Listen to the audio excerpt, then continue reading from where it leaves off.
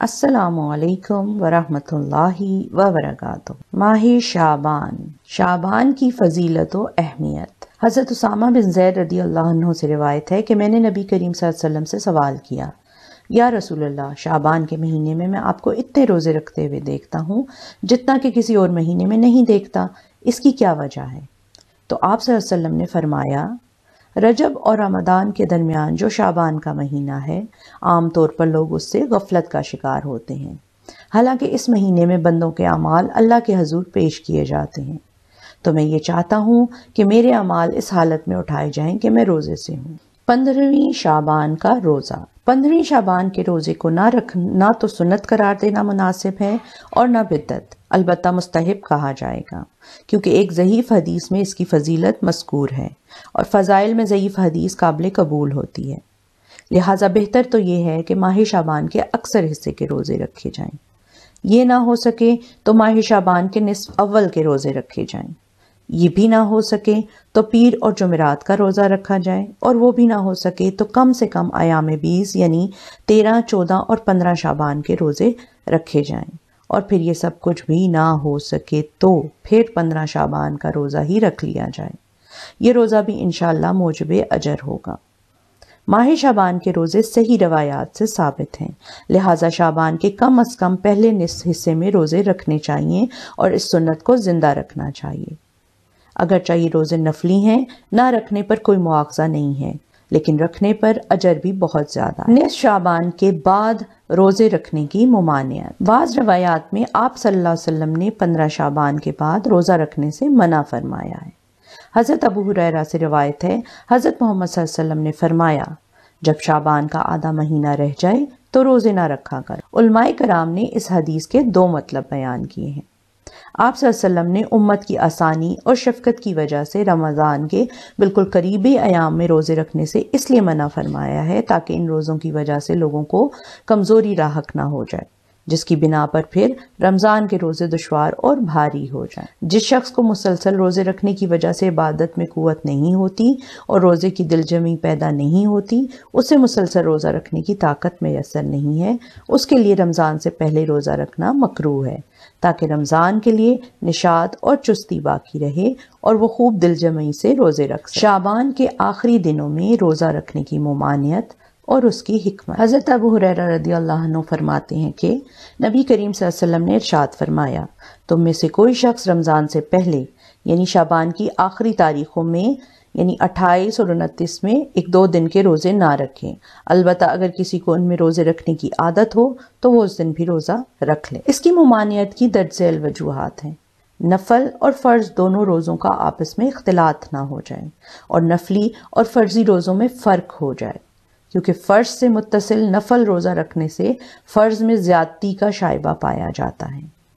Number 2، نفل اور فرض دونوں روزوں کا اختلاط نہ ہو اور اہل کتاب کے ساتھ مشابہت نہ ہو، کیونکہ وہ فرض روزوں کے ساتھ دوسرے روزے بھی ملا لیتے، اسی لیے ماہ شعبان میں آخر کے 2 روزے رکھنے سے منع کیا گیا ہے، پھر چاہے وہ 28-29 ہو یا 29-30، تاکہ لوگ شکوک و شبہات میں مبتلا ہو کر رمضان کے احتیاط میں رمضان کا روزہ 1 دن قبل شعبان ہی میں رکھنا نہ شروع کر دیں۔ ہاں، البتہ جو شخص عادی ہے پیر جمعرات کے روزے نفل روزے رکھنے کا، اور اتفاق سے شعبان کی 29 یا 30 تاریخ اسی دن میں ہو جائے، یا شعبان کے نصف اول میں بھی وہ روزے رکھتا رہا ہو اور اس کو روزہ رکھنے سے کمزوری نہیں ہوتی، تو اس کے لیے نصف شعبان کے بعد روزہ رکھنا بلا کراہت جائز ہے۔ 15 شعبان کے بعد روزہ رکھنا اس شخص کے لیے مکروہ ہے جس نے شعبان کے نصف اول میں کوئی روزہ نہیں رکھا، یہاں تک کہ جب نصف آخر شروع ہوا تو روزہ رکھنا شروع کر دیا۔ 15ویں شعبان، شب برات کی فضیلت۔ 15ویں شعبان کی فضیلت کے بارے میں راہ اعتدال یہ ہے کہ اس بارے میں تقریباً 10 صحابہ کرام سے روایات مروی ہیں، جن میں سے کچھ تو سند کے اعتبار سے انتہائی کمزور درجے کی ہیں، اور کچھ روایات کم درجہ ضعیف ہیں، اور بعض احادیث حسن درجے کی ہیں۔ محدثین کے اصول کے مطابق مجموعی اعتبار سے ان احادیث کے تمام ترک ملانے سے ان احادیث کا مضمون صحیح لغیرہ بن جاتا ہے، اور اگر تمام ترک ضعیف مان لیے جائیں تب بھی محدثین کے قواعد کے مطابق یہ احادیث حسن لغیرہ کے درجے تک پہنچتی۔ ان روایات میں سے چند روایات کو ذکر کیا جاتا ہے، اسی لیے بعض اکابر محدثین نے کہا ہے کہ اس کی کوئی نہ کوئی بنیاد ضرور ہے۔ 15ویں شعبان، شب برات کی فضیلت۔ احادیث شریف سے بات معلوم ہوئی ہے کہ شب برات ایک بابرکت اور عظمت والی رات ہے۔ اسی وجہ سے دیندار حلقوں میں ہر زمانے میں اس رات کے اندر عبادت، دعا اور استغفار نیز اس کی فضیلت سے فائدہ اٹھانے کا خصوصی اہتمام کیا جاتا رہا ہے۔ اس خاص موقع پر کن کاموں کو کس طریقے پہ کرنا چاہیے اور کن امور سے پرہیز کرنا چاہیے، اختصار کے ساتھ بیان کیا جا رہا ہے۔ 15ویں شعبان یعنی شب برات میں عبادت کرنا۔ نفلی عبادت تنہائی میں اور اپنے گھر میں ادا کرنا افضل ہے، لہٰذا شب برات کی عبادت بھی گھر میں کریں، مسجد میں نہیں۔ حضرت عبداللہ ابن عمر سے روایت ہے کہ حضرت محمد صلی اللہ علیہ وسلم نے فرمایا، اپنی نمازوں کا کچھ حصہ اپنے گھروں میں ادا کرو، یعنی نوافل گھر میں پڑھو، اور ان کو قبرستان نہ بناؤ، کیونکہ قبرستان میں نماز نہیں پڑھی جاتی۔ اس سلسلے میں چند اہم باتیں یاد رکھیں۔ اس رات میں شب قدر کی طرح عبادت کا کوئی خاص طریقہ مقرر نہیں ہے۔ ذکر، تلاوت، نفل نماز، صلاۃ التسبیح، کچھ بھی کوئی بھی عبادت کی جا سکتی ہے۔ اپنی ہمت اور طاقت کے مطابق عبادت کریں، نہ تو اتنا بیدار رہیں کہ آدمی بیمار ہو جائے اور نہ بالکل ہی اس رات کی فضیلت کو اگنور کر۔ اس کے علاوہ شب برات میں فضول گپ شپ میں شب بیداری کرنا، گلیوں، چوراہوں، ہوٹلوں میں وقت گزارنا بے سود ہے۔ بعض اوقات ہم ٹی وی کے آگے بیٹھے رہتے ہیں جس پہ اس قسم کے پروگرام بتائے جا رہے ہوتے ہیں اور اپنی نفلی عبادت نہیں کرتے۔ یہ نیکی برباد اور گناہ لازم کا مصداق ہے۔ بعض حضرات یہ کہتے ہیں کہ اس رات میں ایک مخصوص طریقے سے 2 رکعت نماز پڑھ لی جائے تو جو نمازیں قضا ہو گئیں وہ سب معاف ہو جائیں گی۔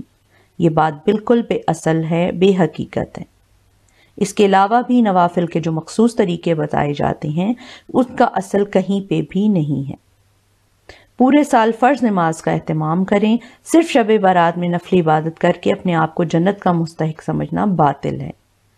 یوں بھی اللہ تعالیٰ مختار کل اور قادر مطلق ہے، جس کو چاہے معاف کر دے، یہ اس کی شان ہے۔ کن لوگوں کی مغفرت نہیں ہوتی؟ حضرت ابو موسیٰ اشعری رضی اللہ عنہ سے روایت ہے کہ حضرت محمد صلی اللہ علیہ وسلم نے ارشاد فرمایا، بے شک اللہ تعالیٰ جھانکتے ہیں نصف شعبان کی رات کو، یعنی متوجہ ہوتے ہیں، پس اپنی تمام مخلوق کی مغفرت فرما دیتے ہیں سوائے مشرک اور مشاہین کے۔ صحابہ نے سوال کیا، یا رسول اللہ صلی اللہ علیہ وسلم مشاہین کون ہیں؟ تو آپ صلی اللہ علیہ وسلم نے فرمایا حدیث کے مفہوم کے مطابق وہ شخص جس کے دل میں اپنے مسلمان بھائی کے لیے ذرا سا بھی کینہ ہو، ذرا سی بھی نفرت ہو۔ ہمارے ہاں جو روایت پایا جاتا ہے ایک دوسرے گھروں میں جا کر 15 شعبان سے پہلے معافی تلافی کا، وہ شاید یہیں سے نکلا ہو کہ اس رات اپنے گناہوں کی بخشش کروا کر ہم اللہ تعالیٰ سے اپنے گناہوں کی معافی مانگ کر اجر کی امید رکھیں۔ یاد رکھیں، اوپر سے معافی نہیں مانگنی ہے، سچے دل سے معافی مانگنی ہے، کیونکہ جب تک ہم ایک دوسرے کو معاف نہیں کریں گے، ہمارے دل میں کسی کے لیے کینہ ہوگا تو ہماری عبادات پینڈنگ پر رہیں گی۔ کیونکہ حضرت محمد صلی اللہ علیہ وسلم کی احادیث سے یہی بات ثابت ہوتی ہے کہ پیر اور جمعرات کی بھی اور شعبان میں بھی ان لوگوں کے گناہوں کی معافی نہیں ہے جن کے دل میں ذرا سا بھی کینہ ہے۔ سو کوشش کریں کہ 15 شعبان سے پہلے اپنے اعمال کی، اپنے دلوں کی اصلاح کر لیں۔ شب برات کی خرافات یا وہ کام جو شب برات میں نہیں کرنے چاہیے: آتش بازی، فضول خرچی، اسراف، کفار کی مشابہت، چراغاں کرنا، دوسروں کو تکلیف دینا اور اس طرح کی بہت ساری چیزیں ہیں۔ حضرت محمد صلی اللہ علیہ وسلم نے فرمایا، ان کی حدیث کا مفہوم ہے کہ ایک مومن آدمی سے کسی کو بھی تکلیف نہیں ہوتی۔ ایک مومن آدمی وہ ہے جس کے ہاتھ اور زبان سے دوسرے لوگ محفوظ رہیں۔ جب پٹاخے چھوڑے جاتے ہیں تو لوگوں کو کتنی زیادہ تکلیف ہوتی ہے، کوئی بیمار ہوتا ہے، کسی کا امتحان ہوتا ہے۔ پھر شب برات کے موقع پر گھروں میں، مسجدوں میں، بازاروں میں چراغاں کیا جاتا ہے، یہ بھی اسلامی طریقے کے خلاف ہے اور غیر مسلموں کے تہواروں کی، اسپیشلی ہندوؤں کے تہوار دیوالی کی مشابہت ہے۔ یہی پیسہ جو ان قبرستانوں میں اور بازاروں میں چراغاں کرنے پر لگایا جاتا ہے، اس سے آپ کسی غریب کی مدد کر سکتے ہیں۔ ضروری نہیں ہے کہ کھانا ہی کھلایا جائے، بلکہ ضروری یہ ہے کہ ان کی کسی بچے کی فیس ادا کر دی جائے، کسی کی میڈیکل کا خرچہ ادا کر دیا جائے، کسی کی بیماری کا دوائیوں کا خرچہ ادا کر دیا جائے۔ یہ چراغاں کرنے سے آپ کے ثواب میں تو کوئی اضافہ، ہاں گناہ نہیں ملے گا، لیکن اگر اسراف ہوا تو پھر ضرور گناہ ملے گا۔ تو بہتر یہ ہے کہ کسی نیکی کے کام میں اس پیسے کو لگایا جائے۔ کوشش کریں یہ رات عبادت کی رات ہے، اس کو عبادت میں گزاریں، نفلی عبادات جتنی چاہیں آپ کر سکتے ہیں۔ دعاؤں میں مجھے بھی ضرور یاد رکھیے گا۔ السلام علیکم ورحمۃ اللہ وبرکاتہ۔ جزاک اللہ خیر for watching. Please like, subscribe, share and comment.